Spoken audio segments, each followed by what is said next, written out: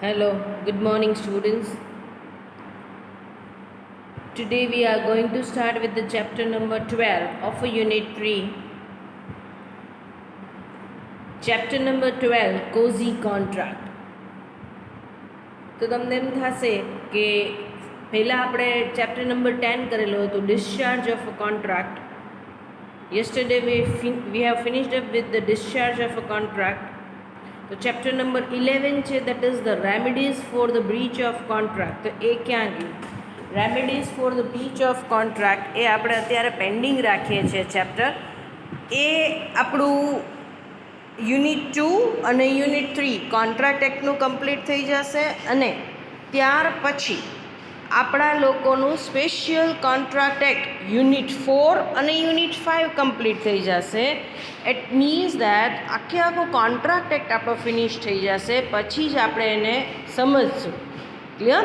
એટલે chapter number 11 skip અત્યારે કરીએ છીએ, એ આપણે યુનિટ 5 કમ્પ્લીટ કરી લેશું, special contract act. Than and then you get a more clarity on the chapter number 11, that is the remedies for the breach of contract. Clear?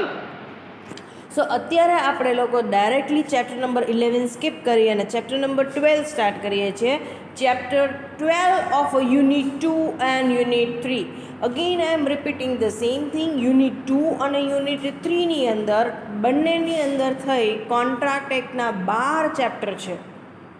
A 12 chapter unit 2 અને unit 3માં divide કરેલા છે. સો આજે આપણે chapter number 12 complete કરીએ છીએ. It means we will finish up with the unit number 2 and 3. આપણે simultaneously 2 unit complete કરે છે, unit number 2 and unit number 3. પછી નેક્સ્ટ સેશન જે મારો હશે એની અંદર આપણે લોકો સ્ટાર્ટ કરશું યુનિટ 4. એટલે કે આપણે લોકો સ્ટાર્ટ કરશું પછી special contract act. Unit once we finish up with the unit 4 and the unit 5, then we will start with the unit 1. છેલ્લે આપણે યુનિટ 1 લેશું. ક્લિયર? એટલે તમને કોન્ટ્રાક્ટ એક્ટની લિંક રહે. એટલે કે તમારે પહેલાં જનરલ કોન્ટ્રાક્ટ એક્ટ સમજવો પડે, પછી સ્પેશિયલ કોન્ટ્રાક્ટ એક્ટ, તો જ તમને આવડે. એટલે વી have started with the unit 2 and unit 3, that is the general contract act. કારણ કે 12 ચેપ્ટર સિક્વન્સમાં છે. ક્લિયર? પણ એ વસ્તુ પાછી સિલેબસમાં નથી.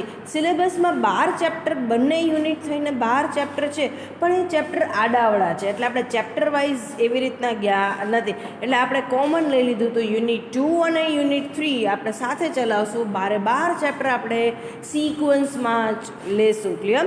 સો once we finish up with this chapter number 12, will finish up with the unit number 2 and the unit number 3.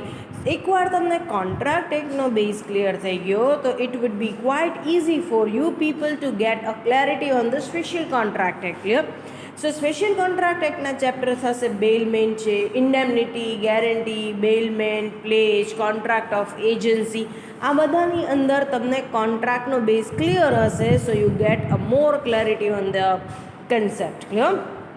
હવે અત્યાર સુધી આપણે લોકોએ કોન્ટ્રાક્ટ એક્ટની અંદર એ વસ્તુ જોઈ હતી. આ 12th નંબરનું ચેપ્ટર છે, એ થોડુંક અલગ છે, અત્યાર સુધીના કોન્ટ્રાક્ટની જેવું જ નથી, એનાથી થોડુંક અલગ છે. તો હું તમને એક બ્રીફિંગ આપી દઉં. અત્યારે આપણે 12 ચેપ્ટર્સ જે હતા એની અંદર આપણે લોકોએ we have finish up with the chapter number 10 chapters finish કર્યા છે. Discharge of a contract last chapter આપણે ફિનિશ કર્યું. ક્લિયર?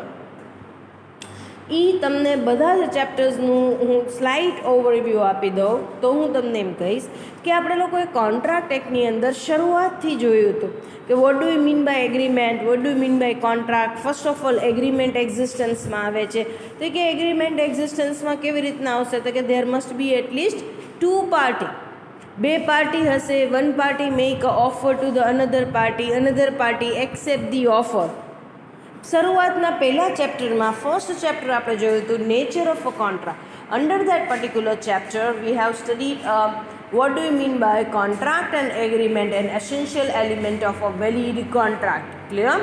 આ વસ્તુ આપણે જોઈ હતી. કોન્ટ્રાક્ટ શું છે, એગ્રીમેન્ટ શું છે, એની બેઝિક ક્લેરિટી આપણે લીધી હતી. ક્લિયર? તો આપણે લોકોએ જોયું હતું કે એગ્રીમેન્ટની અંદર ઓફર પ્લસ એક્સેપ્ટન્સ થશે. એગ્રીમેન્ટ છે અને agreement if it is an enforceable by law તો એ કોન્ટ્રાક્ટ બની જશે. સેકન્ડ ચેપ્ટરમાં આપણે એનું નેક્સ્ટ સ્ટેપ જોયું હતું કે ઓફર પ્લસ એક્સેપ્ટન્સ એટલે એગ્રીમેન્ટ થશે. પણ offer how you can structured or design your offer and how you can accept the particular offer. તો એના આપણે લીગલ રૂલ્સ જોયા હતા. એટલે ઓફર પ્લસ એક્સેપ્ટન્સ આવી ગયું, એગ્રીમેન્ટ આવી ગયું. હવે it should be supported by legal elements. તો લીગલ એલિમેન્ટ્સની અંદર આપણે લોકોએ શું જોયું હતું? કારણ કે agreement plus enforceability. Enforceability that means legality. Clear? કે ભાઈ things must be legal. Clear? તો એ વસ્તુ આપણે જોઈ હતી. તો એની અંદર આપણે શું જોયું હતું? તો કે થર્ડ ચેપ્ટરની અંદર we have started up with the consideration. કે ભાઈ આપણે એક વસ્તુ યાદ રાખી હતી કે without a consideration there is no contract. Consideration નથી તો કોન્ટ્રાક્ટ નથી. No consideration no contract. Without a considerations contract is a void ab initio. Void એટલે નલ, કેન્સલ. એબ ઇનિશિયો એટલે ફ્રોમ ધ વેરી બિગિનિંગ. પહેલેથી જ contract તમારો કેવો થઈ જશે? નલ, કેન્સલ થઈ જશે. ક્લિયર? તો એ વસ્તુ આપણે લોકોએ જોઈ હતી. ક્લિયર? સો અહીંયા આપણે લોકોએ એવી વસ્તુ યાદ રાખી હતી કે કન્સિડરેશન્સ ઇટ મીન્સ કે સમથિંગ ઇન રિટર્ન. તમે કાંઈક આપો છો. It means both the parties are giving something and getting something in return. Suppose if you are going in the market to buy a vegetables, તો તમે vegetable purchase કરો છો, સામે તમે રૂપિયા આપો છો. It means both the parties are giving something and getting something in return. તો આ વસ્તુ ખાસ હોવી જોઈએ. પછી આપણે ફોર્થ ચેપ્ટરની અંદર આવ્યા હતા. એની અંદર આપણે capacity of a contract, capacity of a પાર્ટીની વાત કરી હતી કે party must be competent to enter into contract. તો કે કમ્પિટન્ટ એટલે કે એલિજિબલ વન. ક્લિયર? તો એમાં આપણે શું જોયું હતું કે ભાઈ કાનૂન કોને કોને ના પાડે છે કોન્ટ્રાક્ટ માટે? તો કે minor can not enter into a contract. પછી the person who is in the stage of intoxications, એ લોકો કોન્ટ્રાક્ટ નથી કરી શકતા. પછી લ્યુનેટિક, પાગલ છે. Unsound person is of unsound mind. આ બધા આપણે લોકોએ જોયા હતા. કે સો ચેપ્ટર નંબર 4ની અંદર આપણે એ જોયું હતું કે હુ can enter into contract, who is eligible to enter into the contract, who is competent to enter into a contract. પછી આપણે ચેપ્ટર નંબર 5ની અંદર જોયું હતું ફ્રી કન્સન્ટ. એની અંદર આપણે વાત કરી હતી કે parties consent must be free and genuine. કન્સેન્ટનો મતલબ આપણે મંજૂરી લીધી હતી. ક્લિયર? ઇટ મીન્સ કે જોર જબરજસ્તીવાળો કોન્ટ્રાક્ટ ચાલશે નહીં. Both the parties willingly agree on the same thing in a same sense and at a same time. બંને પાર્ટી અગ્રી હોવા જોઈએ. Suppose if you are selling a house to me, તો you are ready to sell the house and I am ready to buy the house, willing to buy house. Clear? જોર જબરજસ્તી હોવી જોઈએ નહીં. તો આપણે લોકોએ 5 એલિમેન્ટ એની અંદર જોયા હતા કે where the free consent is missing, you can say that કે here the consent of the party is not free.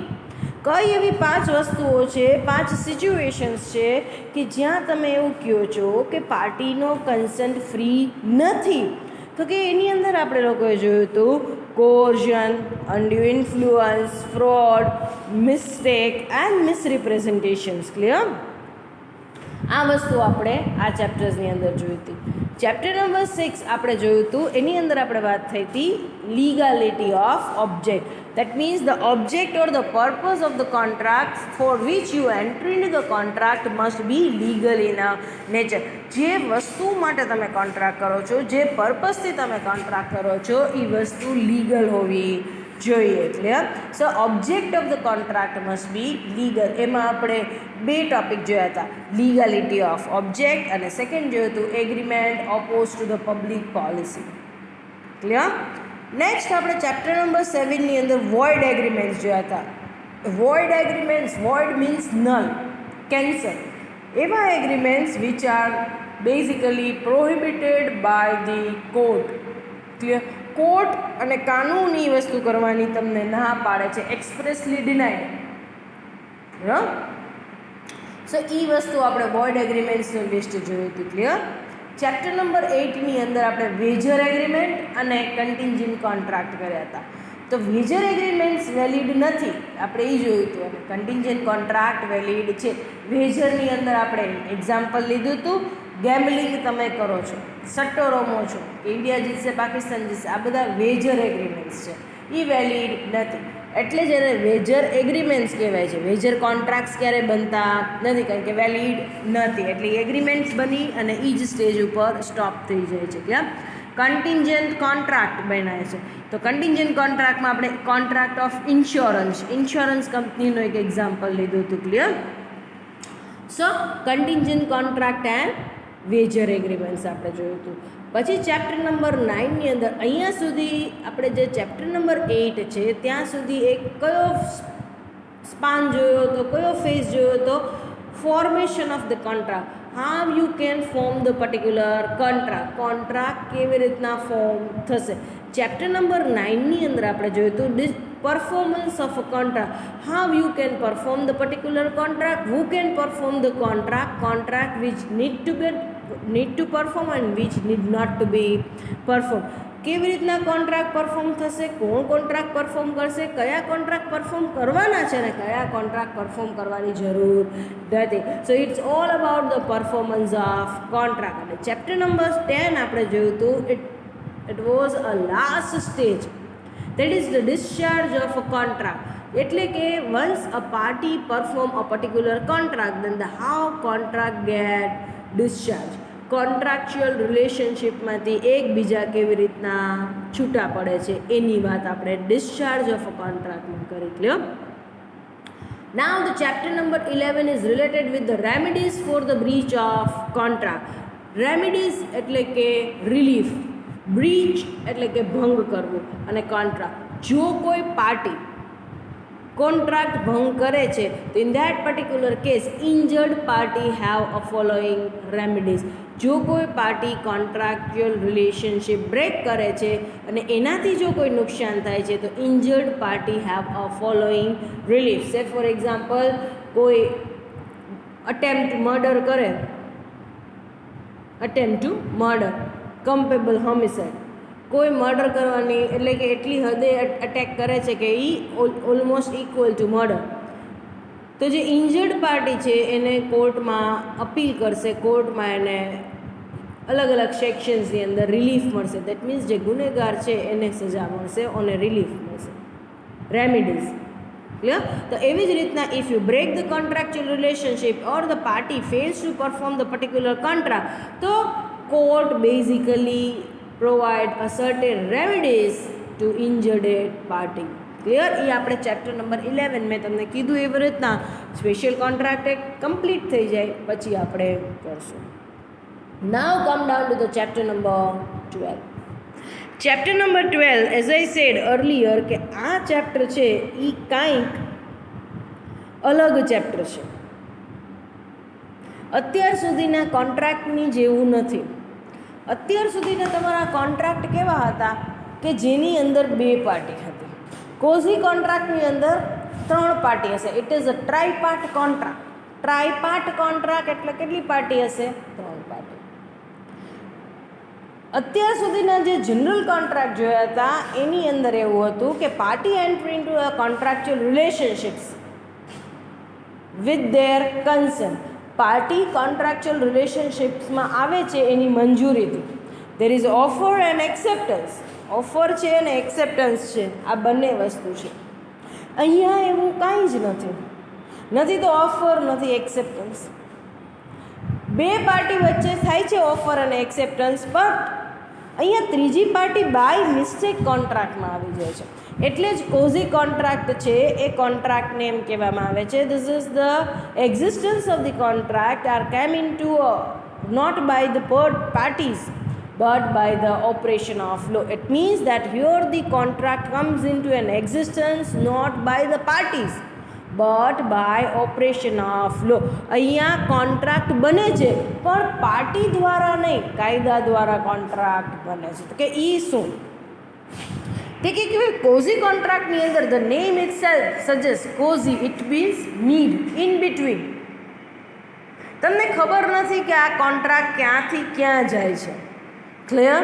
તમને કાંઈ આની અંદર એકચ્યુઅલી કોઈ પાર્ટી ઓફર કર્યું, એક્સેપ્ટ કર્યું, બંને ટર્મ્સ નક્કી કરી એવું કાંઈ નથી. એકચ્યુઅલી બે પાર્ટી વચ્ચે કોન્ટ્રાક્ટ છે, but the third party by mistake entry into a contractual relationships. અહીંયા જે બે પાર્ટી છે એની જગ્યાએ બીજી પાર્ટી ઓટોમેટિક ગેમની બહાર જતી રહે છે અને ત્રીજી પાર્ટી છે એ ત્યાં પોઝિશન લઈ લે છે બાય મિસ્ટેક. તો કે ભાઈ આ કેવી વસ્તુ થઈ? તો કે ભાઈ cosy contract is such a contract which comes into an existence by operation of law. Such contracts are not a valid contract, or you can say such contracts are not actually the contract in the eye of law. કાયદો આ વસ્તુને contract માનતો જ નથી કે આ જે situations ઊભી થાય છે. ક્લિયર? એટલે જ આને કોઝી કોન્ટ્રાક્ટ કીધું કે એમાં મિડલ પાર્ટી જે સામેવાળી પાર્ટી એકચ્યુઅલી પેલી સેકન્ડ પાર્ટી હતી ઓટોમેટિક આઉટ થઈ જશે. તો કે આને પહેલાં તો કોઝી કોન્ટ્રાક્ટ છે it is known as tripartite contract. આમાં ત્રણ પાર્ટી આવે છે, બે પાર્ટી શરૂઆતથી હોય છે, ત્રીજી પાર્ટી બાય મિસ્ટેક એન્ટર થાય છે. તો કે ભાઈ એ કેવી રીતના? તો કે સાંભળો, under a certain circumstances a person may receive a benefit to which the law regards the another person as a better entitled. Actually જેને બેનિફિટ રિસીવ કરવાનો હતો એની જગ્યાએ થર્ડ પાર્ટી રિસીવ કરે છે. હવે થર્ડ પાર્ટી બેનિફિટ તો receive કરે છે પણ એના સાથે તો કોઈ કોન્ટ્રાક્ચ્યુઅલ રિલેશનશિપ છે જ નહીં. સિમ્પલ એક એક્ઝામ્પલ સમજો. સે ફોર એક્ઝામ્પલ એ અને B. A make offer to B, would you like to purchase X unit? B says yes, I would like to purchase. Phone પર વાત કરે છે. એ છે એ બીને ફોન કરે છે કે ભાઈ મારી પાસે એક્સ યુનિટ આવ્યું છે, તને જોઈએ છે તો હું એક્સ યુનિટ મોકલી આપું. B said yes.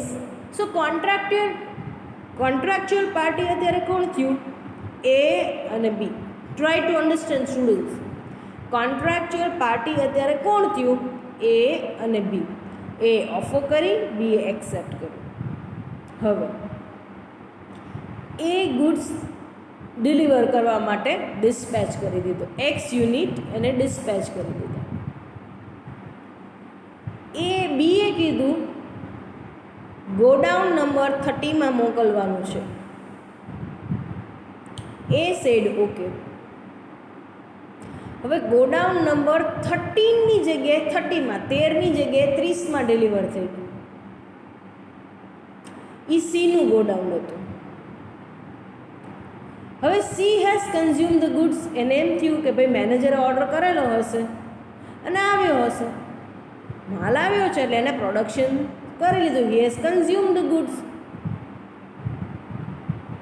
Actually A બીને ગુડ્સ ડિલિવર કરવાનો હતો અને B can consume the goods, but instead of that by mistake A has delivered the goods to the C's godown અને C has consume the goods. હવે મને તમે એ કહો contractual relationships કોના વચ્ચે હતા? એ અને બી વચ્ચે. પણ actually B is entitle to receive the benefit. Actual benefit કોને મળવો જોઈએ? બીને મળવો જોઈએ. બીને મળવો જોઈએ ને. એ અને બી વચ્ચે ઓફર અને એક્સેપ્ટન્સ થઈ હતી. બીને યુનિટ સેન્ડ કરવાના હતા તો એકચ્યુઅલ બેનિફિશિયરી કોણ હોવું જોઈએ? બી. પણ એની જગ્યાએ કોને બેનિફિટ લીધો? હવે બીએ તો કોઈ બેનિફિટ લીધો નથી. સો બી આ વચ્ચેથી નીકળી જશે કોન્ટ્રાક્ચ્યુઅલ રિલેશનશિપ્સમાં. Now the C comes into the positions of B. C છે એ બીની પોઝિશનમાં આવી જશે. સી અને એ they are not sharing the any contractual relationship, but though the party there is no contract between the A and C, but though they stand in the same position as if there were a contract between the A and C. હવે બી તો out બી તો નીકળી જશે, કારણ કે બી એ કાંઈ goods consume કર્યો ને ત્યારે બી પેમેન્ટ કરશે નહીં. બી હવે આઉટ.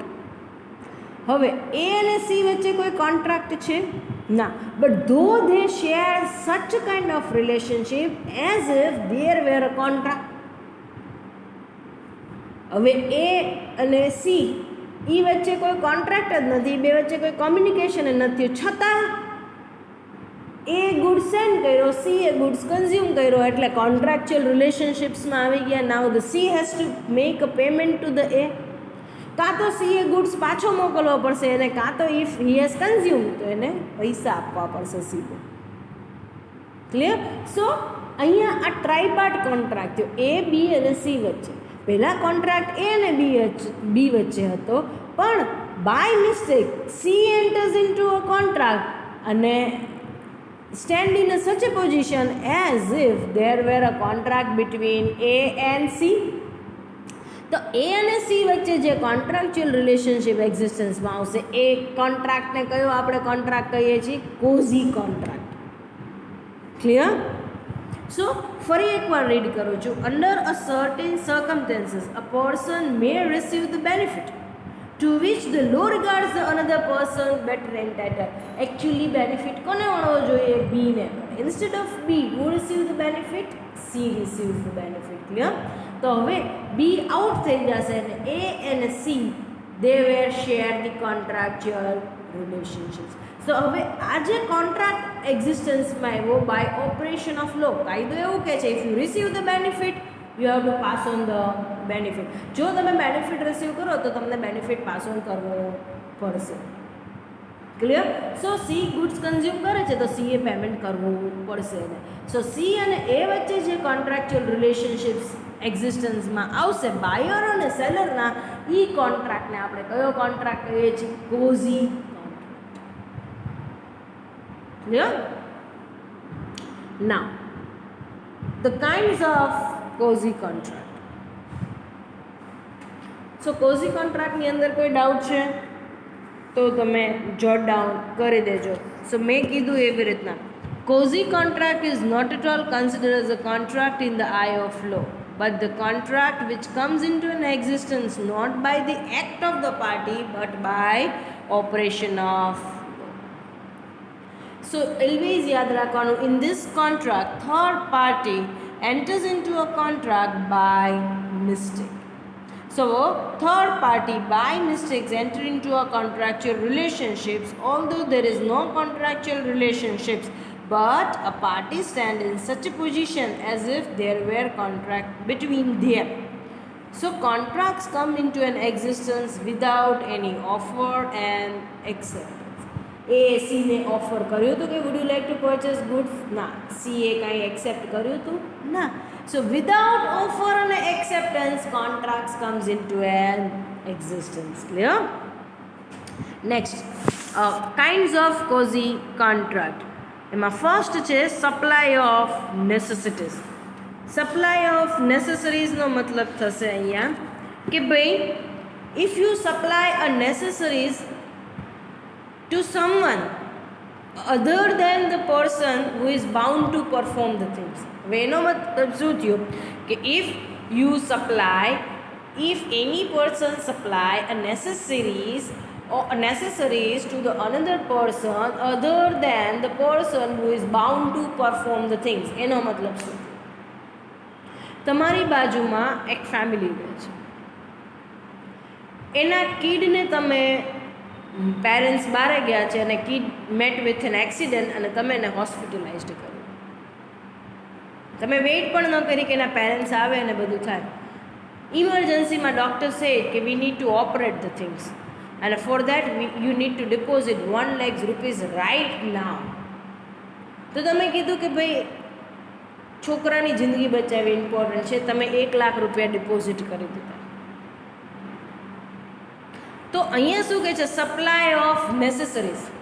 તમે 1 લાખ રૂપિયાનો એનો ટોય નથી લઈ દીધું એને માગ્યું તો. You have supplied the necessaries. રોટી, કપડાં, મકાન, મેડિકલ, આ ચારેય વસ્તુને નેસેસરીઝની અંદર ગણવામાં આવે. તમે એને ટોય જોતું હતું અને લઈ દીધું હોય અને પછી પાછળથી તમે એના પેરેન્ટ્સ પાસે પૈસા માગો નિયમ કંઈક તમને ના પાડી હતી ને એ ગમે એટલું માગે તમે ન લઈ દેતા, તો એ વસ્તુ અલગ છે. પણ અહીંયા તો તમે નેસેસરી સપ્લાય કરી છે. તમે ફૂડ, શેલ્ટર, ક્લોથ્સ ન હોય તો, અને કાં તો તમે મેડિકલ હેલ્પ કરો છો, તો એ સપ્લાય ઓફ નેસેસિટીઝ કહે છે. તો તમે એને નેસેસિટીઝ સપ્લાય કરી other than the person who is legally bound to perform.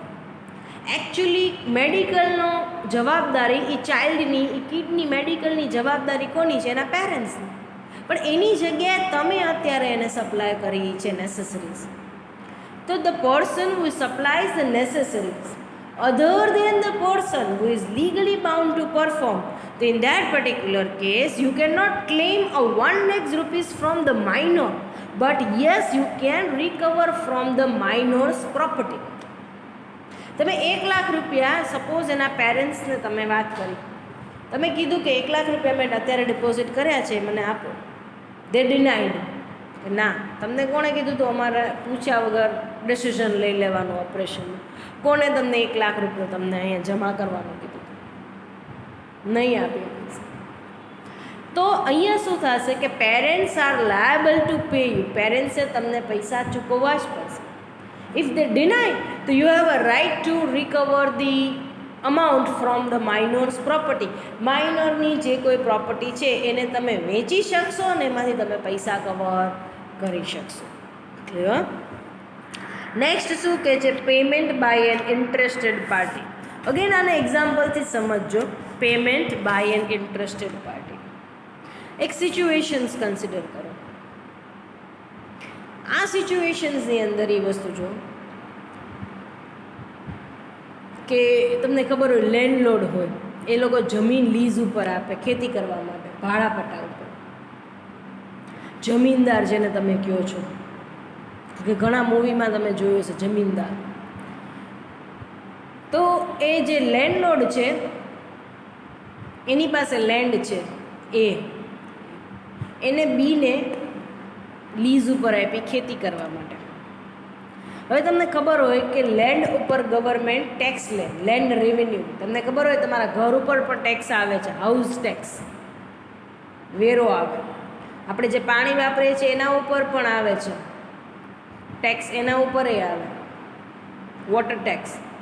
So house tax છે, પાણીનો વેરો છે, વોટર ટેક્સ છે, એ બધા ગવર્મેન્ટ ટેક્સ લે. એવી રીતે લેન્ડ ઉપર ગવર્મેન્ટ ટેક્સ લે, લેન્ડ રેવન્યુ. હવે એ લેન્ડ રેવન્યુ ભરવાની જવાબદારી કોની છે? ઓનરની, જે માલિક છે એની. હવે સિચ્યુએશન કંઈક એવી છે, એ છે એ લેન્ડલોર્ડ છે, બી છે એ ફાર્મર છે. બીએ એની જમીન લીધેલી છે ભાડા પટ્ટા પર, એના ઉપર એને ખેતી કરી, આખું વર્ષ એને એના ઉપર કામ કર્યું. Now the time come for cultivation. હવે લર્નિંગનો ટાઈમ આવ્યો કે હવે ખાલી ક્રોપ છે એ થઈ ગયો છે ફાઇન ટ્યુન, હવે એને કાઢવાનો છે અને વેચવાનો છે. ગવર્મેન્ટ છે એને લેન્ડલોર્ડને કેટલી બધી વાર નોટિસ મોકલી કે તમારો લેન્ડ રેવન્યુ ટેક્સ છે, લેન્ડ ટેક્સ છે, રેવન્યુ છે, લેન્ડ રેવન્યુ એ પેન્ડિંગ છે, એ ભરો.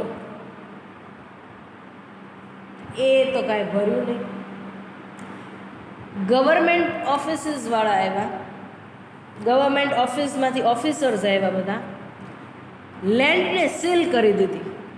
જ્યારે લેન્ડ ટેક્સ ભરશો, લેન્ડ રેવન્યુ ભરશો તો જ આ અમે ફેન્સિંગ કાઢશું, નહીતર સીલ કરી દીધું છે બધું. અત્યારે એ લેન્ડ કદાચ સીલ થઈ જાય તો એનું કોઈ નુકસાન છે ના. માલ તો કોને વાવ્યો છે? બીએ. મહેનત કોને કરી છે? બીએ. નુકસાન કોને થાય? બી. એટલે અત્યારે બી છે એ ટેક્સના રૂપિયા ચૂકવી દે છે.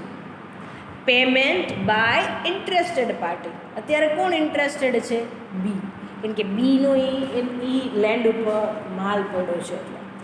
ક્લિયર?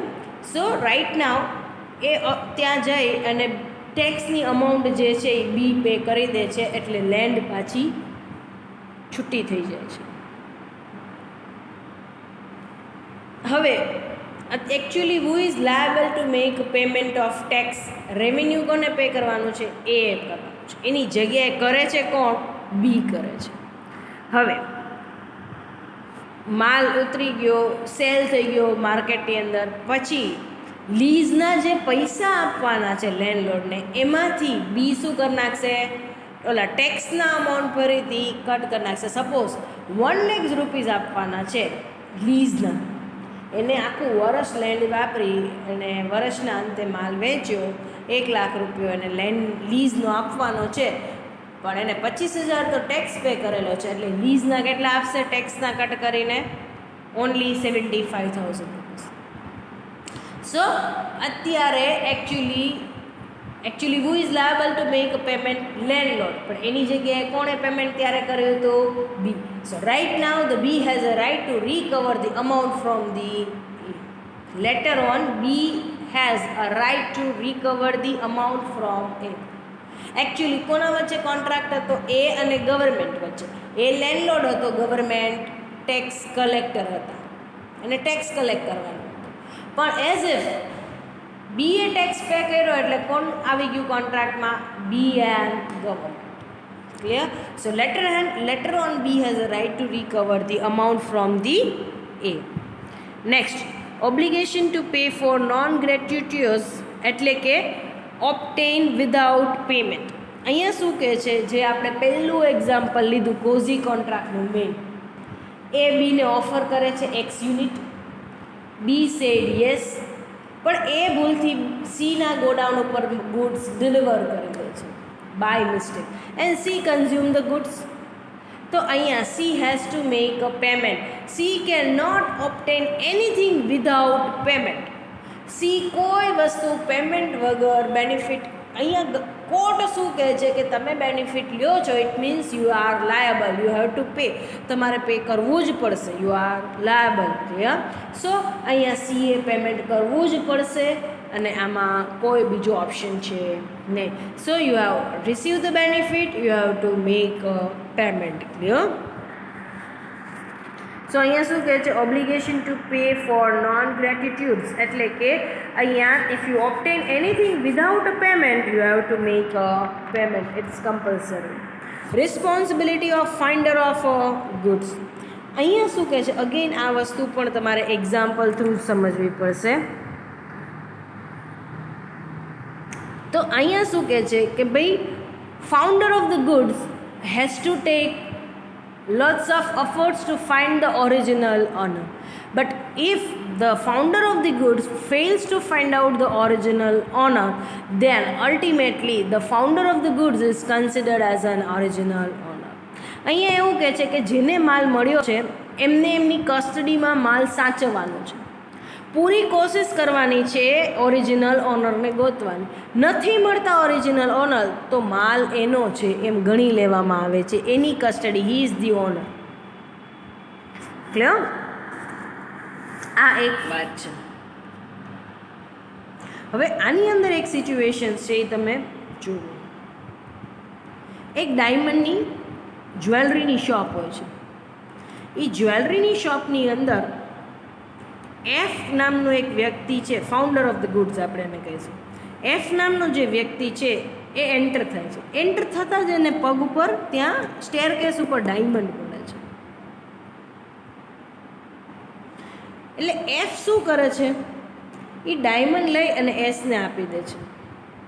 એસને આપીને કહે છે કે આ ડાયમંડ મને તમારા સ્ટેરકેસ ઉપર જ મળ્યો, એટલે કોઈ કસ્ટમરનો પડી ગયો હશે, આ તમે રાખો અને તમને કોઈ ટ્રુ ઓનર મળે, એક કોઈ ગોતતું આવે તો તમે એમને આપી દેજો.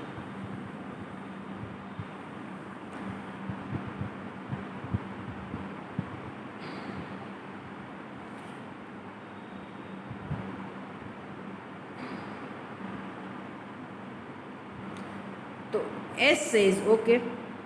થોડાક દિવસ પછી F founder of the goods ફરી એસ પાસે આવે છે. કોઈ મળ્યું original owner? S said no. F છે એ એડવર્ટાઇઝમેન્ટ આપે છે ન્યૂઝપેપરની અંદર કે મને ડાયમંડ મળેલો છે, આવી રીતના ખાતરી કરીને લઈ જાઓ. એડવર્ટાઇઝમેન્ટ આપી પણ કોઈ લેવા આવ્યું દે. ફરી એફ છે એ એસને પૂછવું આવે છે શોપકીપરને, કોઈ આવ્યું તો એડવર્ટાઇઝમેન્ટ આપી પછી એસ કે નો. તો એફ છે એ શું કરે છે, એ ક્લેમ ધ ડાયમંડ રિટર્ન, કે તો લાવો હવે એ મારો છે.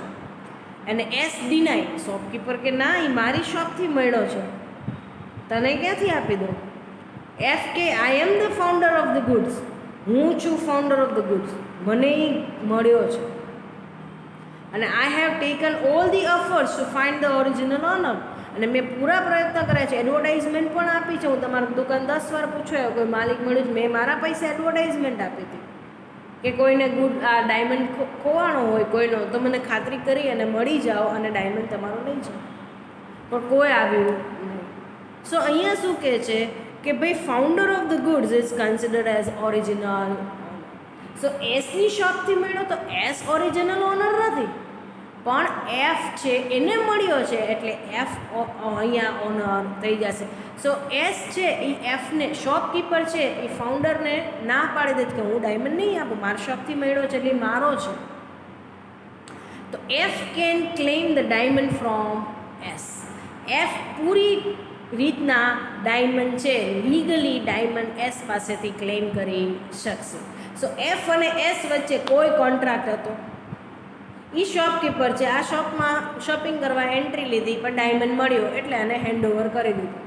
There is no contractual relationship between the S and F, though the S is bound to return the diamonds to the F.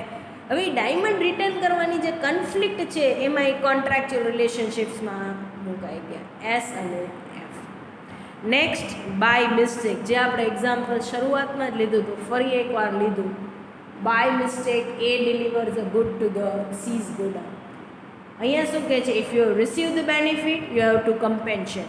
જો તમે બેનિફિટ લીધો છે તો તમારે કમ્પેન્સેટ કરવો જ પડશે, તમારે પૈસા આપવા પડશે, otherwise return the goods, otherwise તમે માલ પાછો મોકલી દો. એટલે as much as you benefited you have to pay. જેટલો તમે બેનિફિટ લીધો છે એટલું તમારે કમ્પેન્સેટ કરવું પડશે, એટલું તમારે પેમેન્ટ કરવું પડશે. So hereby we are finish up with the chapter number 12 quasi contra, અને અહીંયા આપણે યુનિટ 2 અને યુનિટ 3 આજે કમ્પ્લીટ કર્યા છે.